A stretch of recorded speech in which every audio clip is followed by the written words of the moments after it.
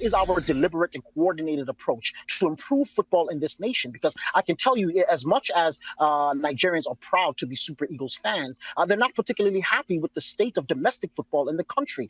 Starting with Nigeria, great to see you, Mbizo, as always. How much of a blow was it for Nigeria to drop points against a side like Zimbabwe, particularly after they took the lead and the way they performed in their last game?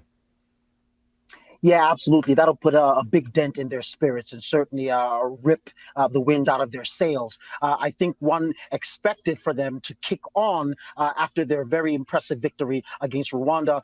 Good football they were playing. One would have expected them to take care of Zimbabwe, who sit at the bottom of the group, and they were playing at home. So you would have expected this to be an easy victory. They can, of course, still qualify, but it becomes much, much harder now. It really is a dire situation. And on that road to qualification, they are still going to have to play the table toppers, South Africa, Bafana, who happen to be playing some of the best football on the continent. So it is a tall order, and certainly their spirits will be down. And whether they can recover from that, because their football hasn't been great, and now their spirits are also down. And so I'm not sure if they'll be able to recover. Many of us believe that they might be watching the World Cup from home this time. And Mbizo, I've got to ask you why. What is the problem? Why are we not seeing those results really come in for Nigeria? I watched this game in the first 20, 30 minutes. I thought this was going to be 5-0 to Nigeria. And all of a sudden, I found myself not believing my very own eyes that it ended in a draw. But they've got players on paper that are world class. So why is it not working out? Yeah, there's something about the chemistry, there's something about the tactics, something about getting them to play well together. Obviously, when they're in Europe and they're playing for their different teams, these are different players, different characteristics, different approaches. And so the context is absolutely completely dissimilar. But if one would recognize and take a moment to look at Nigeria and think about how they got to the AFCON final, they were extremely pragmatic. They won games 1-0. They won games on penalties. They relied on the defense and their discipline rather than on their attacking prowess. And of course, when you take away Victor Osimhen's goals from the last couple of games, you really start to see a team that perhaps can't do anything without their talismanic striker. And so, they're really, really lackluster. I've spoken about it before that I think they do struggle in the midfield. I think Alex Iwobi is really playing in a makeshift role. He's not a natural center midfielder. And I think a creative influence in the middle of the park has really been missing. Obviously, Ndidi is quality, but he's a more defensive player. So I think that JJ Okocha-esque player, or even an Obi Mikel, has been missing for quite some time in Nigeria. And I think that player, that key component, might be what's missing personally. Mbizo, Eric Chella only recently took over as the manager. Have you seen signs of improvement, signs of a bit more cohesion under him that could potentially make it for the players and the fans, looking forward, a little bit more happy about the way that they might play in future games? Well, I've actually been an open critic, respectfully, but I've been an open critic of Eric Schell since his tenure for Mali. I thought they were underwhelming, but I was encouraged by his change of formation and the football that I saw from the previous match versus Rwanda. However, they seem to have immediately regressed. So I'm not sure if this was just a new manager bounce or if they're real changes that he's implementing into the team. At the end of the day, it would have been great for him to have time to experiment, to play around, to make his mistakes, but he does not have that luxury. So it needs to be an immediate turnaround. I was encouraged by what I saw in the last game, but I confess that I've always been a little bit suspicious of Eric Schell's capacity to lead the Super Eagles to the glory.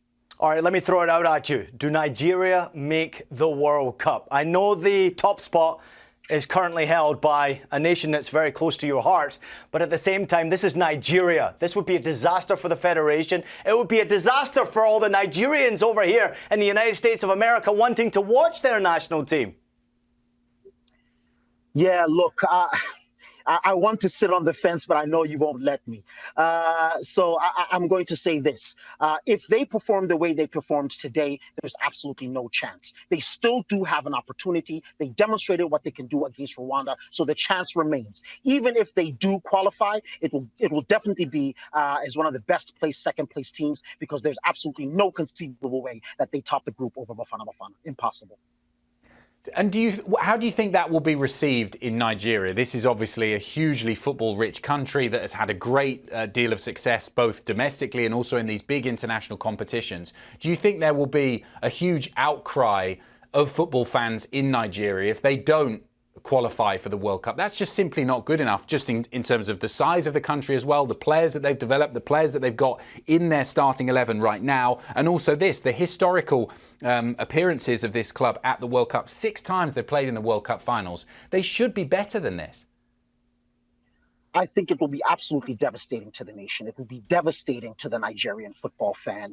And obviously, it'll be a very, very sad day for them, especially in this expanded World Cup, where you feel that African teams might have a bigger opportunity, a bigger chance to demonstrate what they're worth, and even make a push towards the World Cup with so many teams developing so well in recent times and with African coaches. But what it might also do is to sort of light a fire under the Nigerian Federation. It might say, look, we need to stop doing things by accident. We need to stop happening upon players, especially those who sort of are born in Europe and develop there, and then all of a sudden we're calling them to the national team. What is our deliberate and coordinated approach to improve football in this nation? Because I can tell you, as much as Nigerians are proud to be Super Eagles fans, they're not particularly happy with the state of domestic football in the country. So again, there's a lot of different components, and we could discuss this for hours and hours on end. But like one of my Ivorian friends joked with the Super Eagles, a friend of mine, saying that, look, Eric Shell is your coach. You might also have to be pouring water on your head, like that iconic moment when Mali lost out in the quarterfinals last AFCON. So I think it's dire situation for them. And if they don't make it, heads will roll.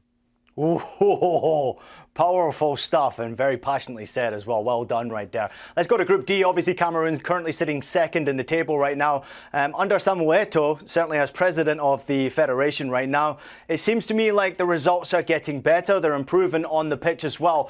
But what has that development been like under Samuel Eto'o? Where have you seen the improvement? Yeah, you're absolutely right. The football on the pitch has improved, albeit they have not hit the heights that they would like to hit, and they certainly haven't played a particularly attractive or enticing brand of football. However, the football has improved, not just only for the national team, but he is also improving, Samuel Eto'o, the structures of local football. Many more clubs in the country have professionalized. They still struggle with some official broadcasting rights, for example, for the league, and there have been some arguments and tiffs between the Federation and the Ministry of Sports, who intervened in the hiring of Mark Bree when Samuel Eto'o felt that it should have been under his purview. So there's a bit of tension in the relationship there. But at the end of the day, there have been some improvements. And as I'm understanding from many Cameroonian football proponents, is that Samuel Eto'o's vision for the country, his vision for what he wants football to look like in Cameroon is a good one.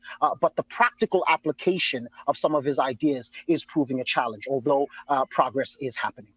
Mbizo, let's give a little love to Bafana, South Africa. An absolutely fabulous performance from them, winning 2-0. There he is, celebrating. A little bit lucky, though, no? Yeah. They chanced their way past Benin 2-0. But it's brilliant stuff. Great to see them top of the group, and they're looking like they're cruising towards World Cup qualification. How good will it be to see them over on these shores next summer?